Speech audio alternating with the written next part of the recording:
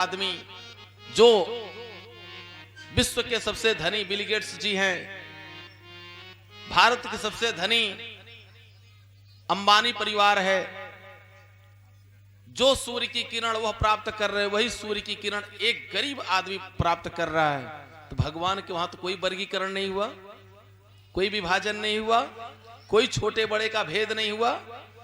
जिस ऑक्सीजन से हमारे देश का प्रधानमंत्री जी रहा है, उसी ऑक्सीजन से एक साधारण आदमी जी रहा है। तो भगवान के वहां कहां भेद है? केवल क्या हो सकता है कि जिसके पास थोड़ा धन हो गया ना, वह अपने घर में मार्बल लगवा लेगा, टाइल्स लगवा लेगा, एक टोटी के बजाय 10 टोटी लगवा लेगा, 4 झरना लगवा लेगा। इसके अलावा और कुछ नहीं कर सकता। लेकिन जब प्रभु चाहेंगे तभी आपको भूख लगेगी, अब प्रभु चाहेंगे तभी आपको नींद आएगी।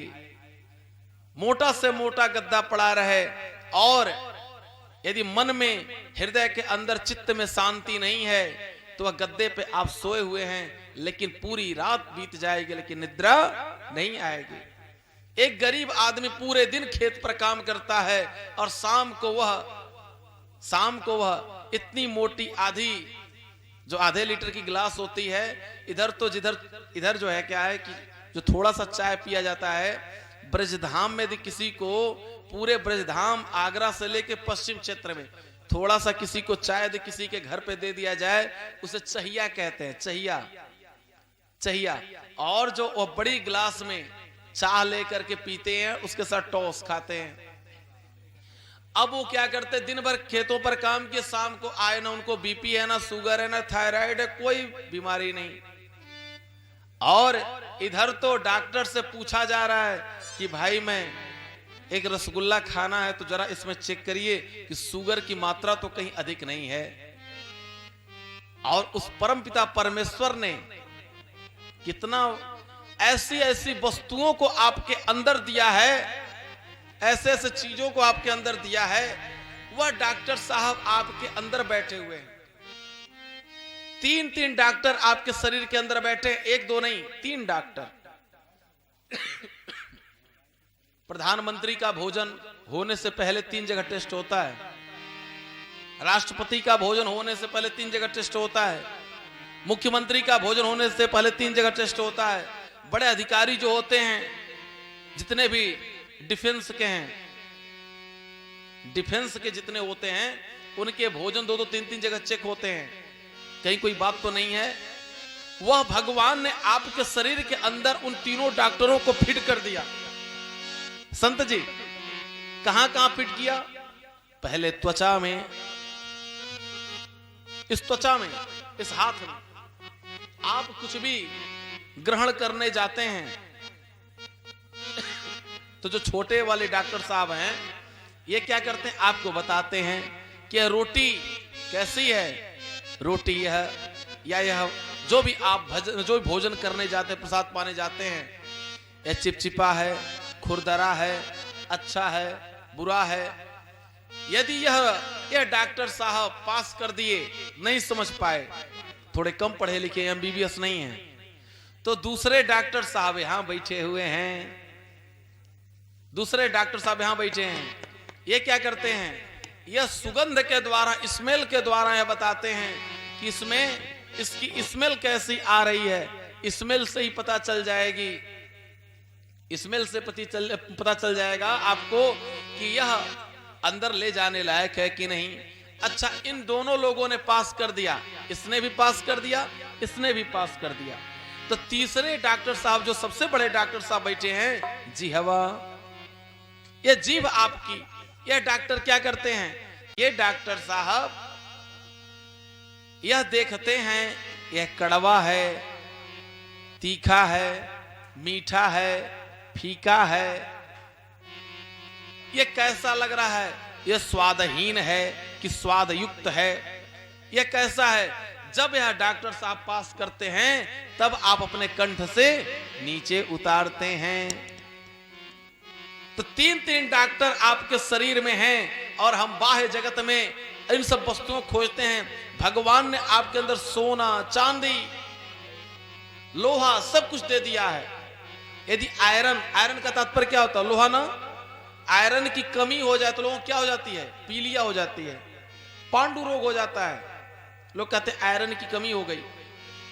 तो भगवान ने तो ऐसी कोई वस्तु ना जो इस शरीर में दे ना रखी है, लेकिन हम अपने इस शरीर के महत्व को समझे तब तो।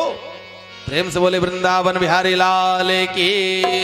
काया कुटिया निराली जमाने भर से, काया कुटिया निराली जमाने भर से, काया कुटिया निराली जमाने भर से, दस दरवाजे वाली जमाने भर से, दस दरवाजे वाली जमाने भर से। ओ काया कुटिया निराली जमाने भर से, काया कुटिया निराली जमाने भर से।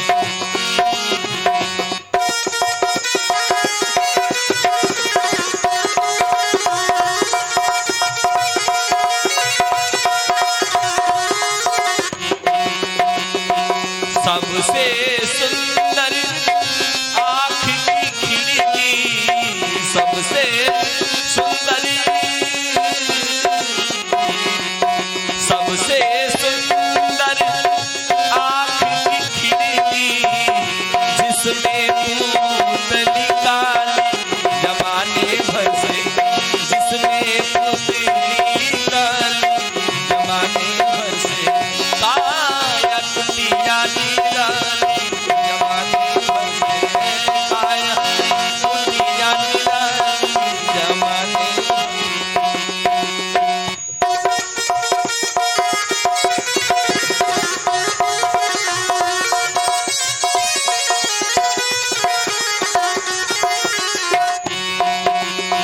सुनते श्रवण नासिका सूंघे, सुनते श्रवण नासिका सूंघे, सुनते श्रवण, हाँ सुनते श्रवण नासिका सूंघे, बाड़ी करे बोला चाली जमाने भर से, बाड़ी करे बोला चाली जमाने भर से, काया कुटिया निराली जमाने भर से। ओ काया कुटिया निराली जमाने भर से।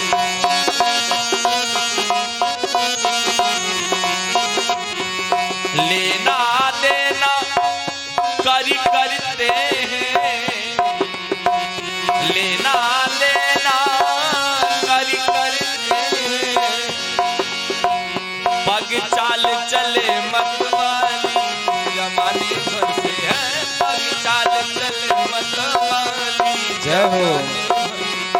काया कुटिया निराली जमाने भर से।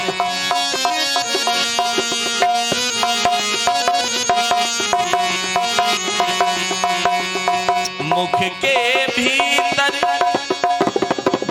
रहती रसना, मुख के भीतर रहती रसना, खट रस स्वाद वाली जमाने भर से, सट रस स्वाद वाली जमाने भर से, काया कुटिया निराली जमाने भर से, काया कुटिया निराली जमाने भर से, काया कुटिया निराली जमाने भर से, दस दरवाजे वाली जमाने भर से, दस दरवाजे वाली।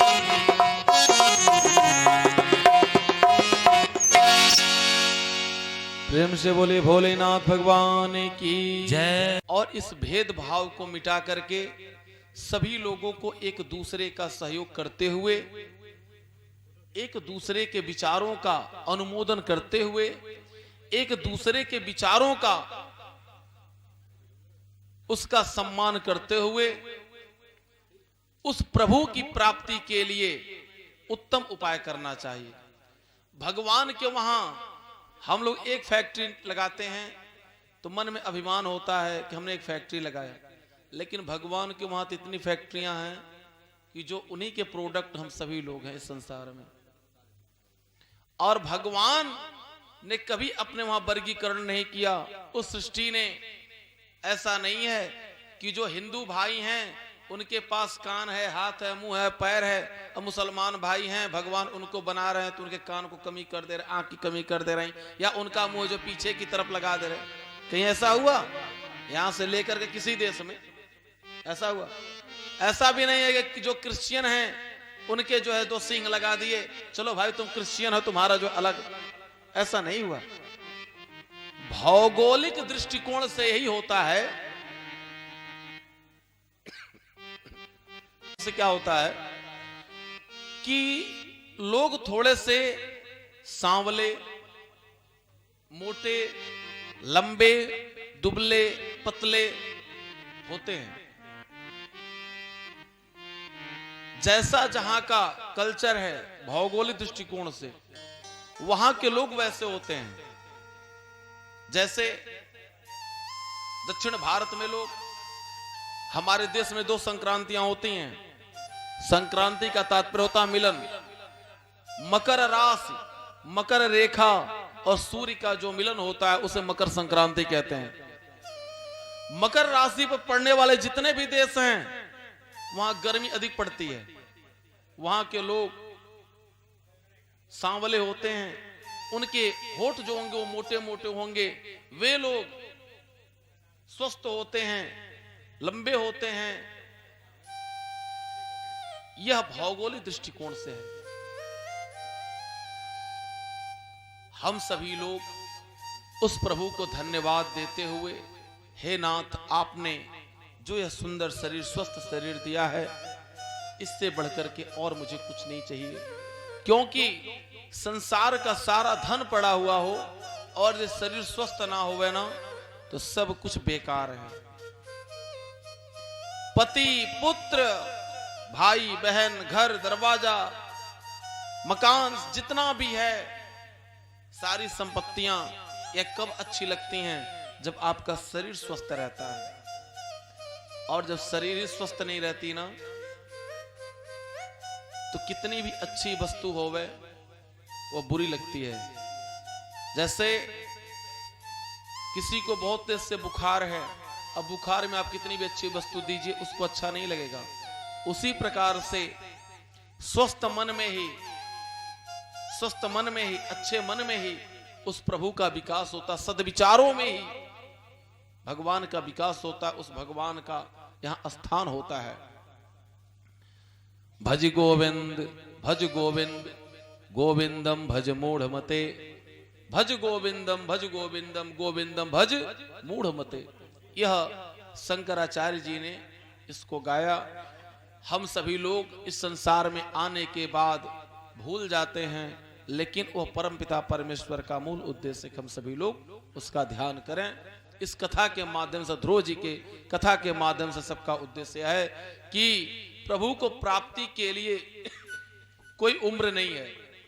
प्रभु की प्राप्ति के लिए ना कोई उम्र है, ना कोई जाति है, ना कोई पात है, ना कोई धर्म है, ना कोई संप्रदाय है, ना कोई मूर्ख है, ना कोई उनके सामने चालाक है। मूकम करोति वाचालम पंगुम लंघयते गिरिम यत्कृपातमहं वंदे परमानंद माधवम। भगवान के सामने हम सभी लोग क्या हैं? मूकम करोति वाचालम। वह जिसको चाहते उसको ज्ञानवान बनाते, वह जिसको चाहते लंगड़े को भी वह पर्वत लंघा देते, वह जिसको चाहते वह ज्ञानी, जो वह वाचाल हो जाता, जो मूक है वह वाचाल हो जाता है। उस परम पिता परमेश्वर की सदैव कृपा जिसके ऊपर बनी रहेगी। कब बनी रहेगी? जब हम उस प्रभु का निरंतर ध्यान करते रहेंगे। उदाहरण के स्वरूप थोड़ा सा, माता पिता घर पर हैं, यहाँ गार्जियन बहुत सारे अपने अपने घरों के गार्जियन बैठे हुए हैं। आप सब लोग माता पिता हैं। आप लोग पूरे दिन परिश्रम करके आप लोग बाजार से सब्जी, दाल, आटा सब कुछ लेकर के आप लोग गए घर पर। अब घर के जो परिवार है वे लोग क्या किए, उन लोगों ने बना लिया, अब बना करके अपने खा लिया, आपको ना दिए, आपको एक गिलास जल तक ना दिया, आपसे कोई पूछा नहीं। आप सोचेंगे अच्छा चलो कोई बात नहीं, बच्चे एक दिन भूल गए, दूसरे दिन पुनः आपने लाया, पुनः बच्चे वही क्रिया किए, तीसरे दिन किए, तो आप मन में विचार करेंगे कि जब ये सब मुझे ना दे रहे हैं तो मैं क्यों पागल हूं, मैं ही दूं। आप भी देना बंद कर देंगे। उसी प्रकार से आप कुछ भी करें, जो भी आपको भगवान दिया है पहले भगवान को आप समर्पित करें। त्वदीयं वस्तु गोविंद तुभ्यमेव समर्पये, हे प्रभु आपकी दी हुई वस्तु मैं आपको अर्पित कर रहा हूं। वह परमपिता परमेश्वर प्रसन्न होकर के आपको सब कुछ दे देगा। बस थोड़ा समय लगेगा, लेकिन वह परमात्मा एक न एक दिन सब कुछ आपको दे देगा। अनृतात पारार्दार्च तथा भक्षस्य भक्षणात् अगोत्र धर्माचरणात् क्षिप्रं नश्यति वै कुलम्। इसके बाद की कथा पृथु महाराज की है। पृथु महाराज ही भगवान के 24 अवतारों में एक अवतार पृथु महाराज के भी है, जिन्होंने इस पृथ्वी जिस समय पाप से, यह पृथु महाराज कौन है, राजा बेन जो था उसका पाप इतना बढ़ गया था, उसके पाप से पृथ्वी ने सब कुछ चुरा लिया। ब्राह्मणों ने देखा, ऋषियों ने देखा कि यह पापी है, उन्होंने क्या किया, सभी ऋषि मिलकर के बेन को मार डाले, क्योंकि दुष्ट के साथ रहना या दुष्ट के नगर में रहना बहुत ही बुरी बात है। अब उन लोगों ने मन में विचार किया कि यहां की राज्य भार देखने वाली जो इसकी मां है, जहां की सत्ता स्त्रियों के हाथ में हो वहां रहना नहीं चाहिए। सभी ब्राह्मण, सभी ऋषि महात्मा जितने भी संत थे सब के सब चले गए उस राज्य को छोड़ करके। तो जो उसकी मां थी उसका नाम था सुनीता। सुनीति ने क्या किया, वह जान रही थी कि ब्राह्मणों को दया बहुत जल्दी आ जाती है। उसने उसके मृतक शरीर में उन्होंने क्या किया कि उसमें वह औषधि लगवा करके रखवा दी। कुछ दिनों के बाद वह सभी संत महात्मा आए और मन में विचार किए कि बिना राजा के रहना ठीक नहीं है, हम लोग यज्ञ तपस्या कैसे करेंगे। इस बात को वह जान रही थी कि वह लोग आएंगे और शरीर को मांगेंगे। वह कही कि प्रभु मैं शरीर को रखी हुई हूं औषधि लगा करके, उसकी शरीर ठीक है और आप लोगों की कृपा हो जावे तो उसको जीवित आप कर देंगे, मुझे यह विश्वास है। उन ऋषियों ब्राह्मणों ने कहा ठीक है लाओ। शरीर आ गई। उसके बाएं जंघे को जब मथा गया तो उसके शरीर का जितना भी पाप था उस पाप से एक काला कलूटा नाटे कद का एक पुरुष जो है उत्पन्न हुआ। जैसे ही वह उनको देखे उन्होंने कहा कि यह तो राजा बनाने योग्य नहीं है, निषिद्ध, मतलब यह राजा बनाने योग्य नहीं है, निषिद्ध है। उन्होंने कहा कि जाकर के तुम जंगल के राजा बनो। वह जाकर के जंगल में कुल और भील के नाम से जाने गए। दाहिने जंघे को जब मथा गया तो महाराज पृथु उत्पन्न हुए। महाराज पृथु भगवान के अंशावतारी, 24 अवतारों में भगवान के एक अवतार यह भी है। बोलिए प्रेम से पृथु महाराज के। पृथु महाराज ने पृथ्वी को गैया बना करके दोहन किया, स्वयं बछड़ा बने और सभी औषधियों को और सब कुछ उन्होंने निकाला। देखिए पृथ्वी जो है अपने गर्भ में अपने अंदर सब कुछ समेटे रखती है। यदि इसके अंदर सब कुछ ना रहे तो आप प्राप्त नहीं कर पाएंगे। आप जब खेत को जोतते हैं तो एक भी बथुआ के बीज को आप नहीं देखते, एक भी सरसों के बीज को आप नहीं देखते। लेकिन जैसे ही समय आता है, देखिए आप धान की रोपाई जब करते हैं तब वही सरसों नहीं जमता, वही सरसों नहीं निकलता। लेकिन जैसे ही आप गेहूं की बुवाई करते हैं तुरंत वह सरसों जो गिरे रहते हैं वह समय अनुसार वह निकल जाते हैं। तो किस समय क्या देना है प्रकृति जान रही है, हम आप नहीं जान रहे हैं, लेकिन प्रकृति जान रही है। जो सरसों के बीज खेतों में झड़ करके गिर गए तो वह तो कभी भी पानी चले निकल सकते हैं, लेकिन नहीं निकलते। कब निकलते हैं? जब पुनः आप गेहूं की बुवाई करते हैं उसी के साथ वह निकलते हैं। आखिर वह कहां रहते हैं? अर्थात कभी भी किसी चीज का जो मूल होता है, बीज जो होता है ना, वो कभी समाप्त नहीं होता है। यह प्रकृति सब कुछ अपने पास रखी रहती है।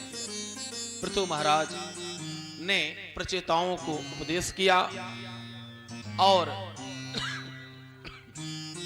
श्रेय प्रजा पालन में वैराग्यो यस्सांपराय सोकृता सष्टमंसम हर्तान्यथा हृत पुण्यम प्रजानाम रक्षिता करहारो न अगमते। उन्होंने प्रचेताओं को एवं अन्य संतों को, संत कुमारों को उन्होंने उपदेश किया। साधो पृष्ठ महाराज सर्वभूत हितात्मजना भवता विदुषा चापे साधो नाम मतेरे दृश्य।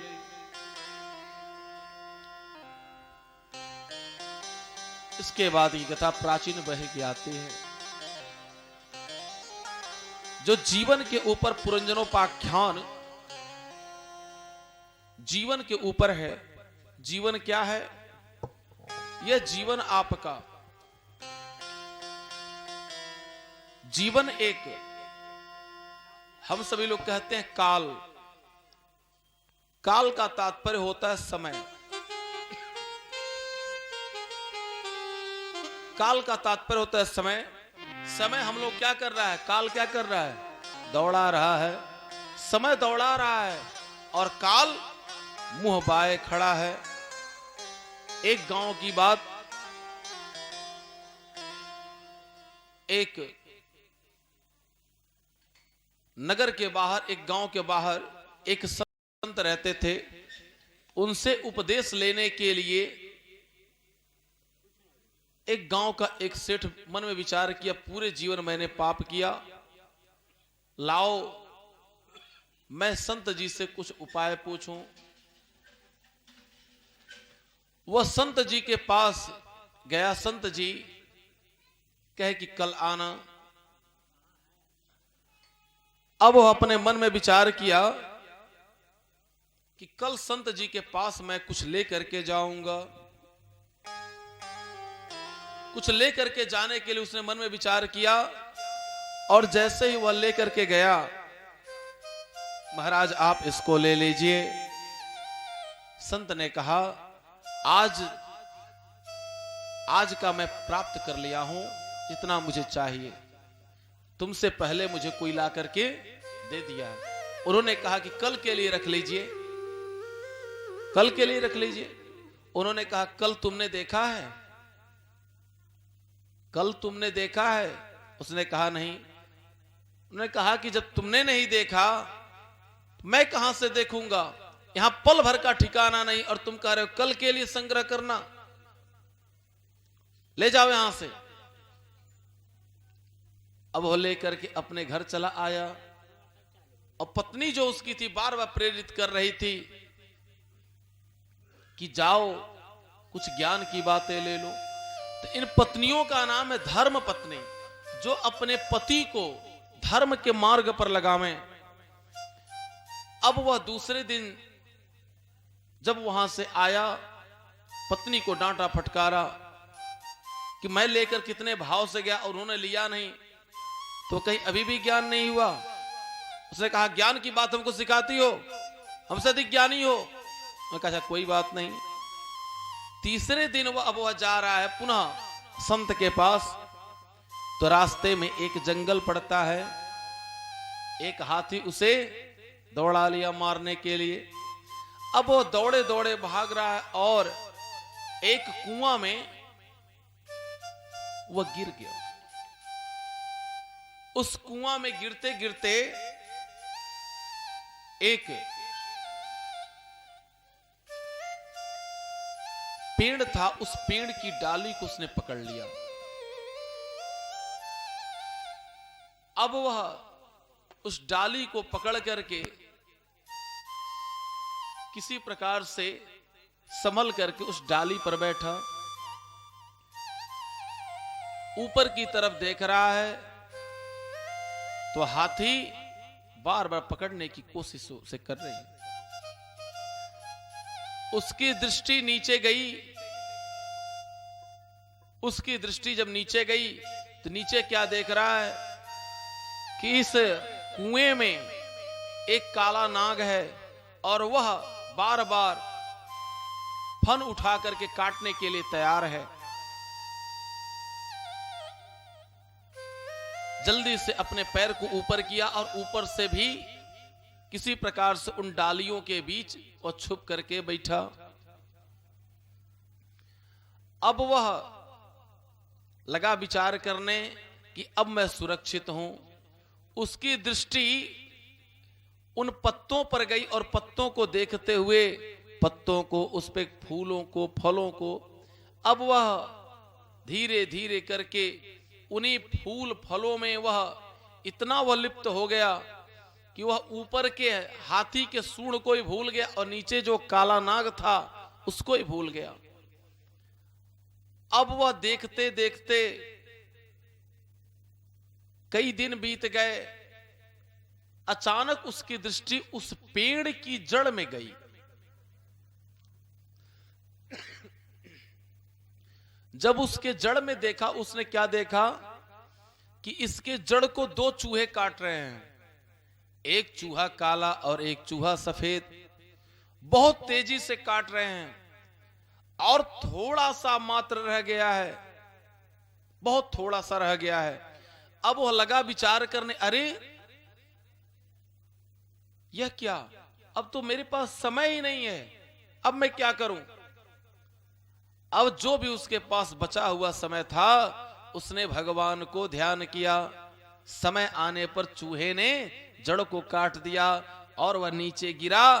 काला नाग उसे काटा, हालांकि उसके पहले वह भगवान में ध्यान लगा लिया था। अर्थात क्या है, वह मनुष्य कौन है? वह मनुष्य हम आप हैं। और वह हाथी कौन है? जो समय दौड़ा रहा है। और वह काल जो मगरमच्छ की तरह से, सांप की तरह से मुंह खोल करके बैठा हुआ है। और वह दोनों चूहे काला और सफेद कौन हैं? एक दिन और एक रात है। हम सभी लोग समझ नहीं पा रहे हैं और धीरे धीरे करके एक एक दिन हम लोगों का समय निकलता चला जा रहा है। प्रेम से बोले वृंदावन बिहारी लाल की। आंखों को इंतजार है सरकार आपका, आंखों को इंतजार है सरकार आपका, आंखों को इंतजार है सरकार आपका, आंखों को इंतजार है सरकार आंखों को इंतजार है सरकार आपका, ना जाने कब मिलेगा दीदार आपका। आंखों को इंतजार है सरकार आपका।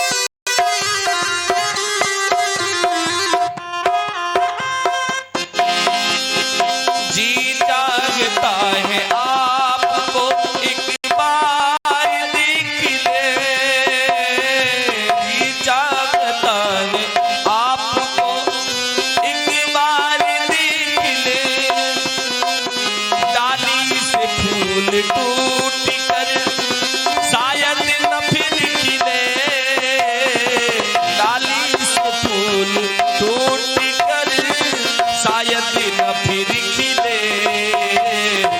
जाऊं कहाँ मैं छोड़ कर, जाऊं मैं कहाँ छोड़ कर दरबार आपका। आंखों को इंतजार है सरकार आपका।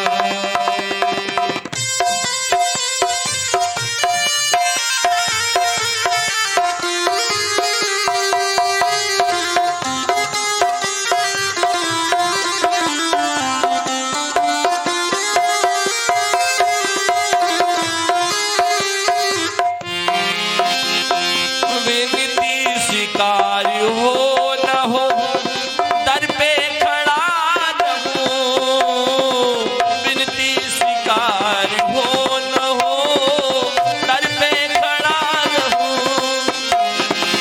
मैं दोनों हाथ जोड़ कर सन्मुख खड़ा रहूं, मैं दोनों हाथ जोड़ कर सन्मुख खड़ा रहूं। जाऊं कहाँ मैं छोड़ कर, जाऊं कहाँ मैं छोड़ कर ये द्वार आपका। आंखों को इंतजार है सरकार आपका। आंखों को इंतजार है सरकार आपका। न जाने कब मिलेगा दीदार आपका।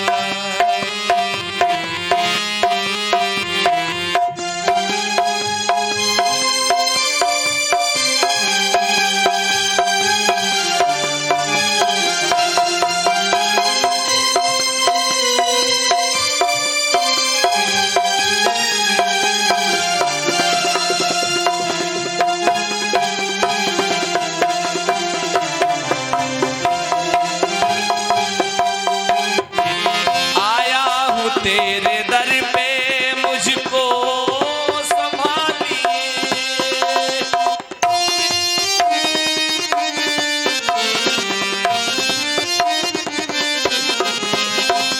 आया हूँ तेरे दर पे मुझको संभालिए। दर्शन की आस दिल में है खाली न तानिए, दर्शन की आस दिल में है खाली न डालिए।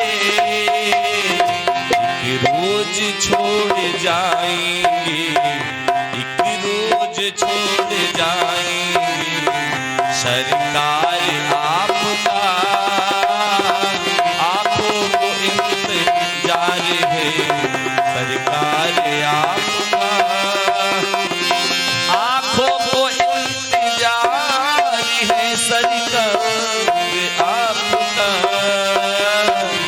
आ जाने कब मिलेगा दीदार आपका। आ जाने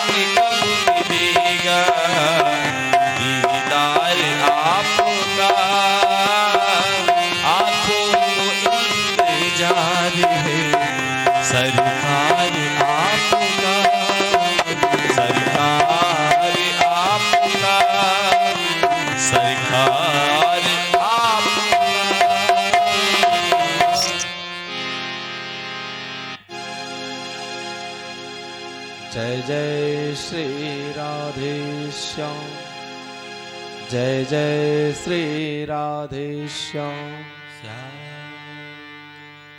कौन तत्कर्म राजर्षि नाभेरे न्वाचरेत् पुमान् अपत्याताम गादस्य हरे सोद्देन कर्मणा। आग्नेत्र के पुत्र हुए नाभि और नाभि के पुत्र हुए श्री ऋषभदेव जी महाराज। ऋषभदेव जी भगवान के 24 अवतारों में एक इनका भी अवतार है।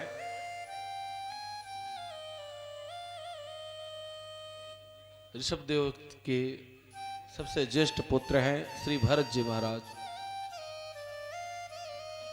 ऋषभदेव जी अपने सभी बच्चों को ज्ञान का उपदेश कर रहे हैं कि बंधन के कारण दो हैं।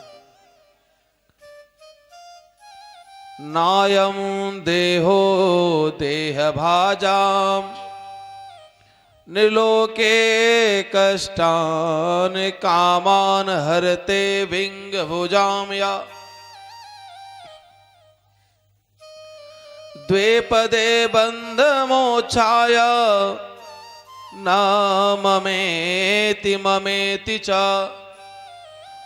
ममेति बंधते जंतुर्न ममेति प्रमोच्यते।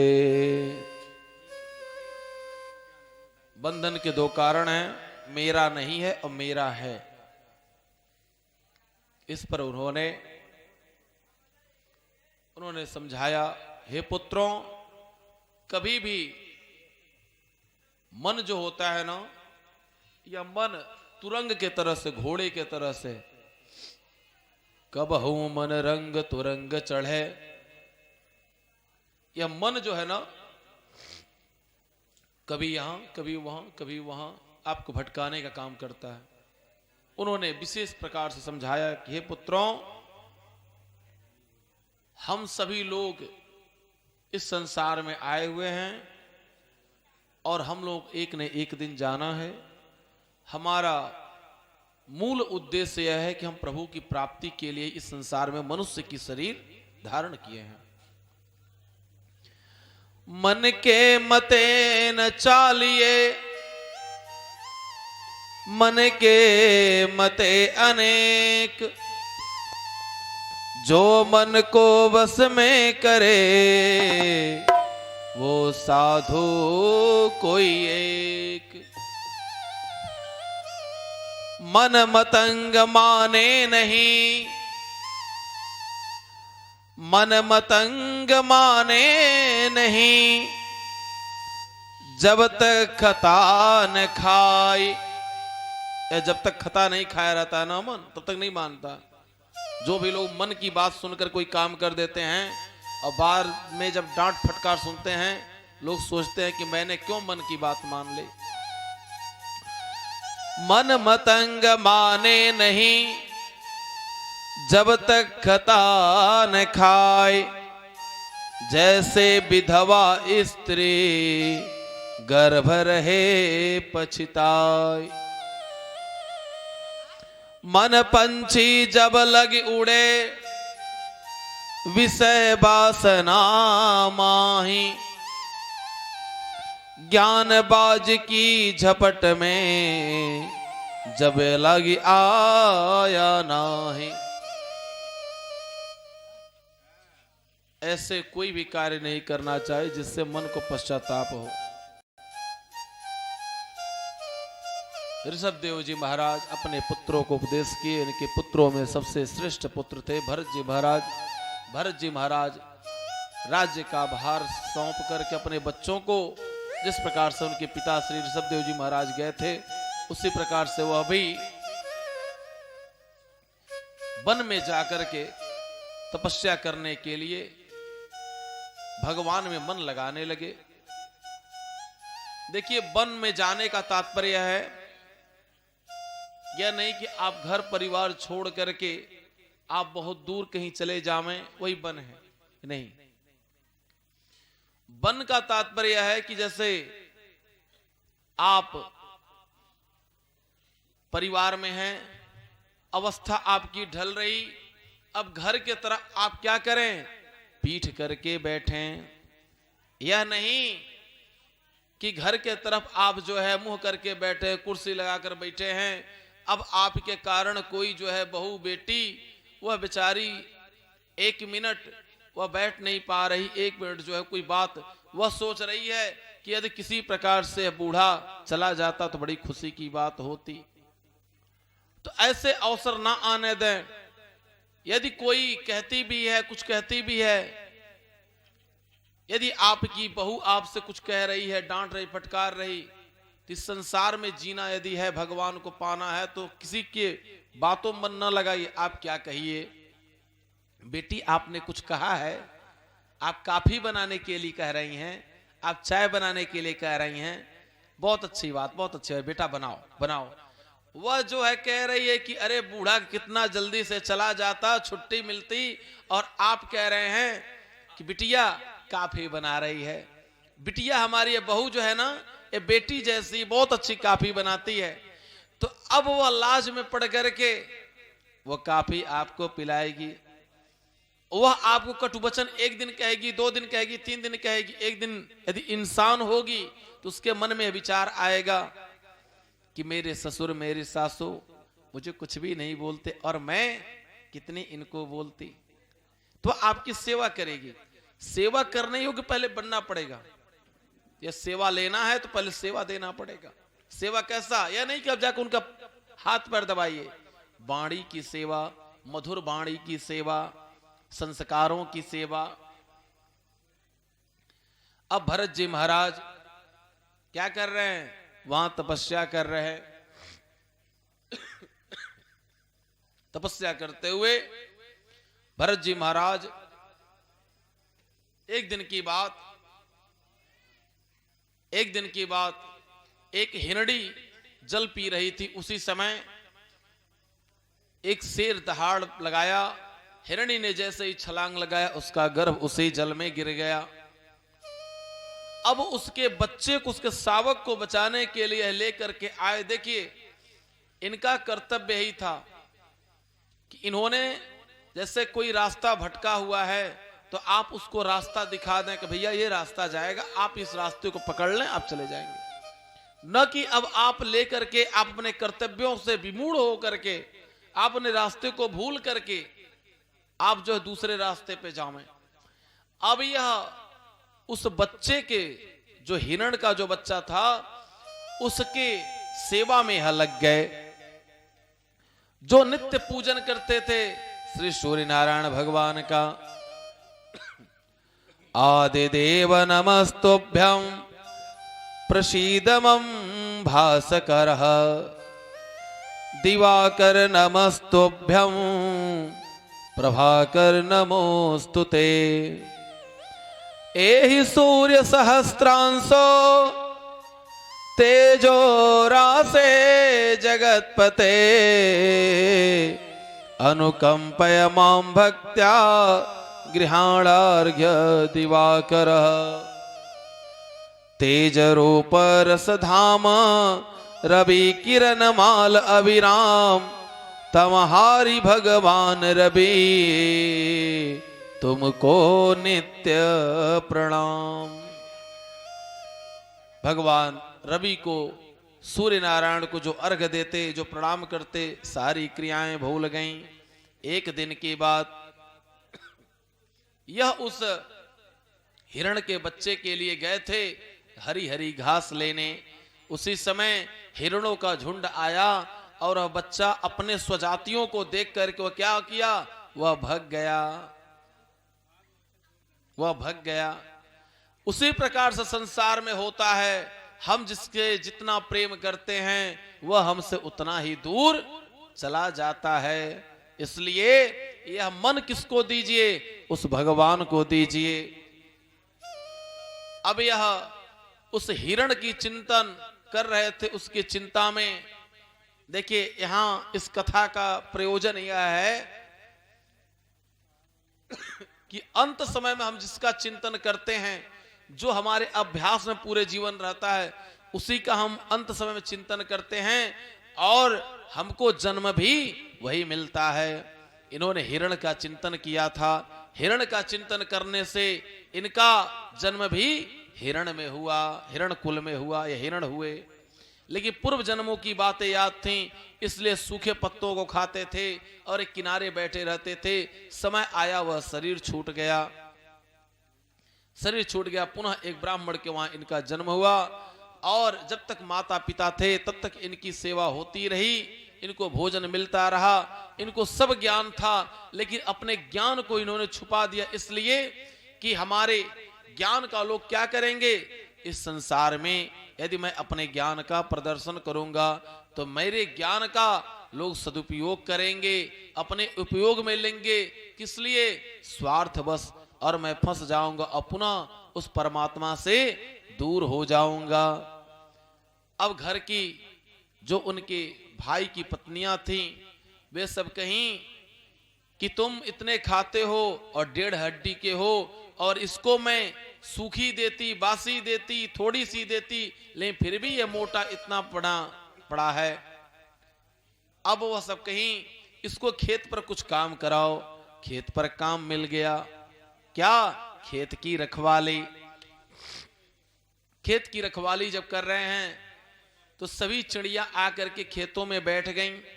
एक बार उन्होंने क्या किया, खेत से उन पक्षियों को उन्होंने निकाल दिया।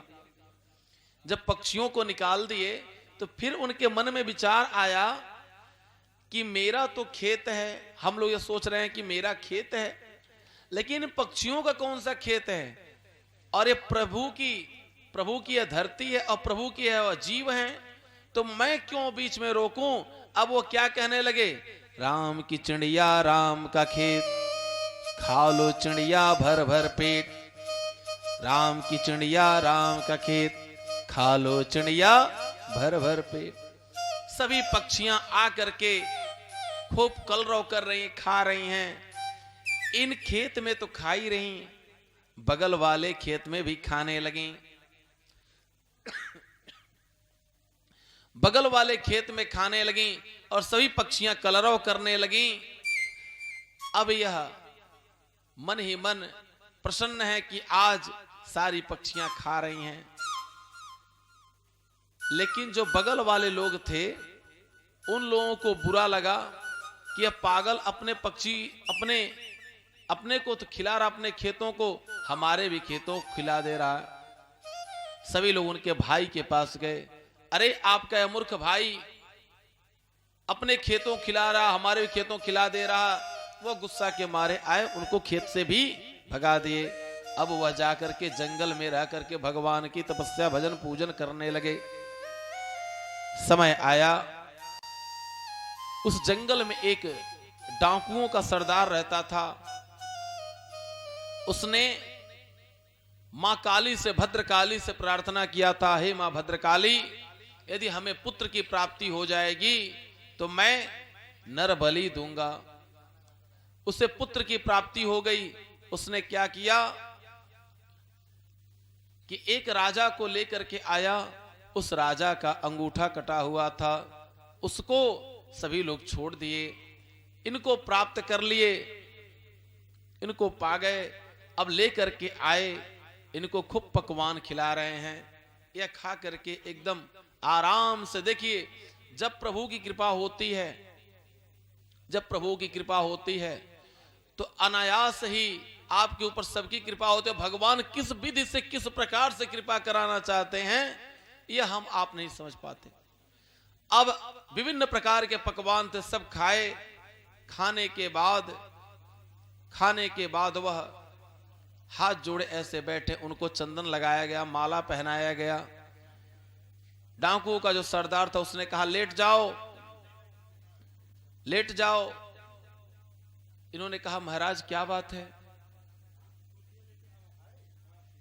अब उन्होंने कहा कि खाए तब नहीं पूछे, चंदन लगवाए तब नहीं पूछे, माला पहने तब नहीं पूछे, अब लेटना है तो पूछ रहे हो, क्या बात है। अच्छा, उन्होंने कहा कोई बात नहीं। प्रभु की इच्छा मान करके वह लेट गए, क्योंकि भगवान इस संसार में भेजे हैं तो मेरे रक्षक भी वही हैं। यदि आज इसी प्रकार से मेरी मृत्यु होगी तो कोई बात नहीं। वह माँ जगदम्बा भद्रकाली के सामने वह लेट गए और भद्रकाली मैया आज देख रही हैं, भद्रकाली मैया देख रही हैं कि आज निरपराध एक व्यक्ति की, इस ब्रह्म ज्ञानी की, इस तत्व ज्ञानी की आज बलि चढ़ जाएगी। मैया ने तुरंत क्या किया, वह तलवार जो लेकर के, उस तलवार को लेकर के तुरंत जिससे वह बलि देने जा रहा था उसी से तुरंत सभी डाकुओं का संहार कर दिया, डाकुओं का संहार कर दिया और सभी डाकुओं का उन्होंने संहार करके इनको अभय मुद्रा में डाल दिया। अभय मुद्रा इनका हो गया। प्रेम से बोले भद्रकाली मैया के। देवी दुर्गे उमा विश्वजननी रमा मातु तारा, एक जगदम्बा तेरा सहारा। देवी दुर्गे उमा विश्वजननी रमा मातु तारा, एक जगदम्बा तेरा सहारा।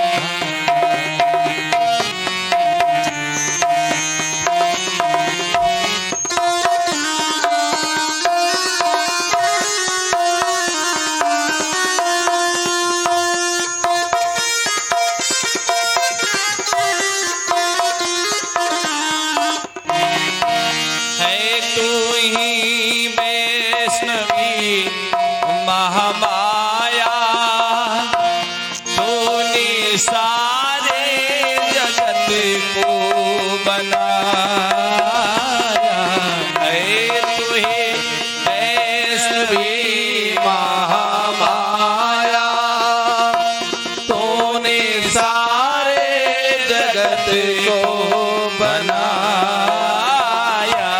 कुल की लज्जा तुही साजो सजा तुहे अब हमारा, एक ही वैष्णव माँ तेरा सहारा, एक राधा मैया तेरा सहारा, वो एक ही कामख्या माँ तेरा सहारा।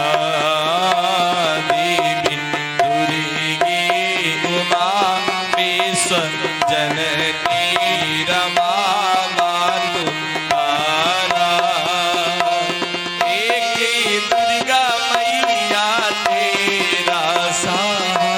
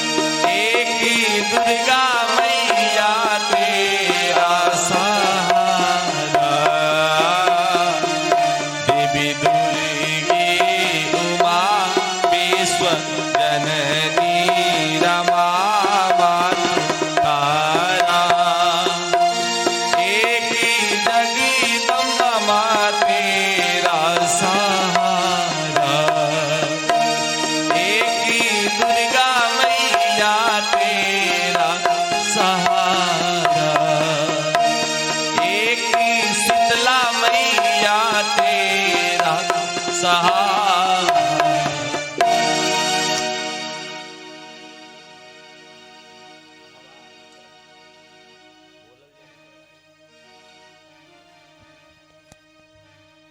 प्रेम से बोले वृंदावन बिहारी लाल की, माँ जगत जननी जगदम्बा की। आज की कथा यहीं पर पूर्ण। प्राण चमकार निरजायता, अम्बे तू है जगदम्बे काले, जय दुर्गे खप्पर वाले, तेरे गुण गाए भारती ओ मैया हम सब उतारो तेरी आरती।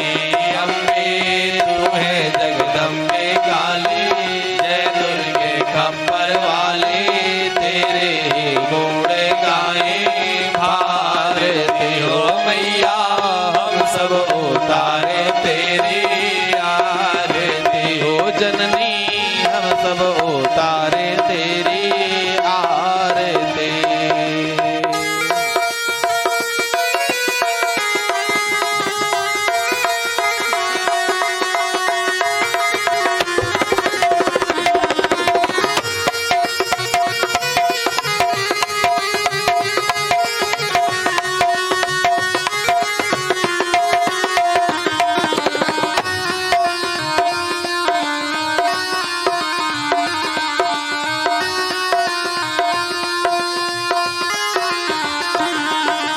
माता तेरे भक्त जनों पर भीड़ पड़ी है भारी मैया, भीड़ पड़ी है भारी।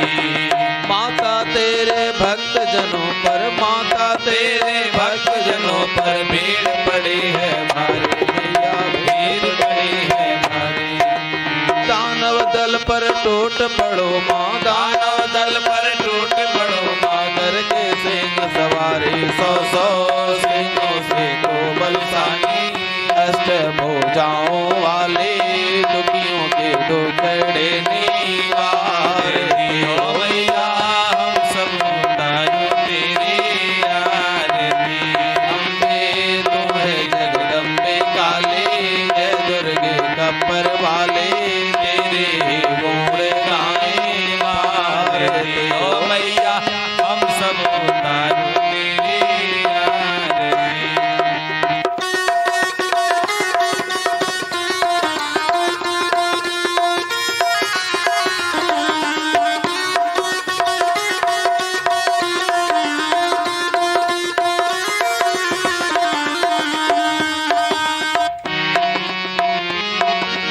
माँ बेटे का है इस जग में बड़ा है निर्मल नाता, मैया बड़ा है निर्मल नाता। हरि माँ बेटे का है इस जग में बड़ा ही निर्मल नाता, मैया बड़ा ही निर्मल नाता। पूत कपूत सुने हैं परना, पोत कपोत सुने हैं परना, माता सुने को माता सब पे करुणा बरसाने वाले, अमृत बरसाने वाले, मैया बाबर से आरती हो मैया, हम सब उतारो तेरी आरती। अम्बे तू है जगदम्बे काली, जय दुर्गे खप्पर वाले, तेरे गुण गाए भारती। ओ मैया, हम सब उतारो तेरी आरती।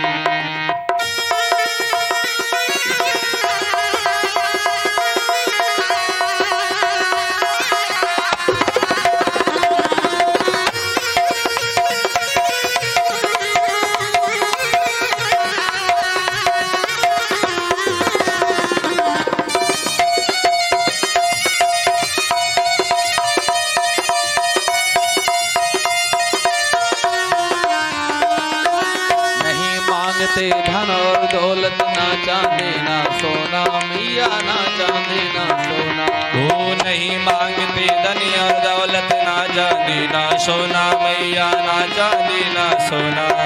हम तो मांगते माँ तेरे मन का, हम तो मांगते माँ तेरे मन का, एक छोटा सा कोना, सबके विपदा मिटाने वाले, लाज बचाने वाले, मैया बाबर से ओ भारती हो मैया, हम सब उतारे तेरे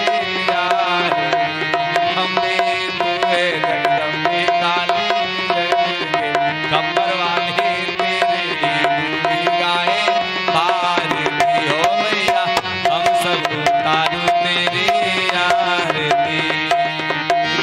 छोटा सा परिवार हमारा, इसे बचाए रखना मैया, इसे बचाए रखना। एक छोटा परिवार है मैया, इसे बचाए रखना मैया, इसे बचाए रखना। एक बगिया के फूल है हम सब, एक बगिया के फूल है हम सब, सदा खिलाए रखना सबके विपदा मिटाने वाले, लाज बचाने वाले मैया भवन से उतार दियो मैया हम सब उतारू तेरी आरती। अम्बे तू है जगदम्बे काली दे दुर्गी खप्पर वाले, तेरे ही गुण गाए भारती। ओ मैया हम सब उतारू तेरी आरती। अम्बे तू है जगदम्बे काली जय दुर्गी खप्पर वाले, तेरे ही गुण गाए भारती। ओ मैया हम सब उतारू तेरी आरती। ओ मैया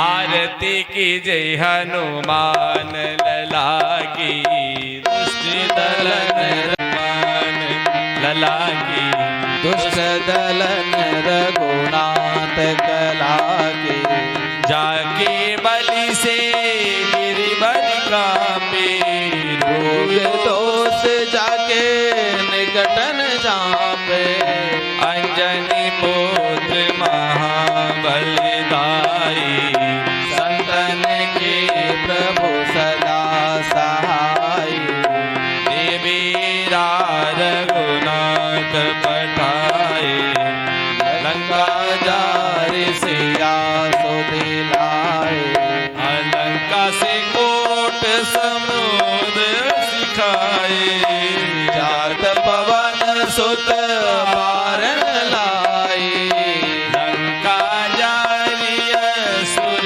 संहारे, सिया राम जी के काज सवारे, लक्ष्मण मूर्छित पड़े सकारे, आनि सजीवन प्राण उबारे, बैठी पताल तोरी जमकारे, अहि रावण की भुजा उखारे, माई भुजाय सुरेंद्र मारे, दाहिनी भुजा संत जन तारे, सुर नर मुनि आरती उतारे, जय जय जय हनुमान उचारे, कंचन थाल कपूर लो छाए, आरती करत अंजना माई, जो हनुमान की आरती गावे,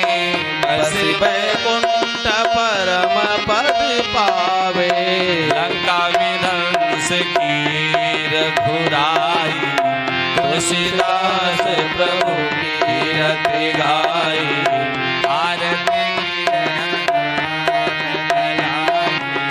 दुष्ट दलन रघुनाथ कलाकी, कर्पूर करुणावतारम संसार सारम भुजगेंद्र हारम, सदा वसंतम हृदयारविंद, भवं भवानी शयितं नमामि, त्वमेव माता च पिता त्वमेव, त्वमेव बन्धु च सखा त्वमेव, त्वमेव बीजा द्रविणं त्वमेव, त्वमेव सर्वं मम देव देव, मनोजवं मारुततुल्यवेगं,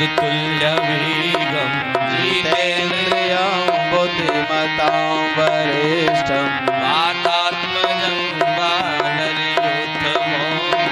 श्रीरामदूतं शरणं प्रपद्ये, श्रीकृष्ण गोविंद हरे मुरारे, हे नाथ नारायण वासुदेव, हरे राम राम राम राम हरे हरे, हरे कृष्ण कृष्ण कृष्ण हरे हरे, हरे राम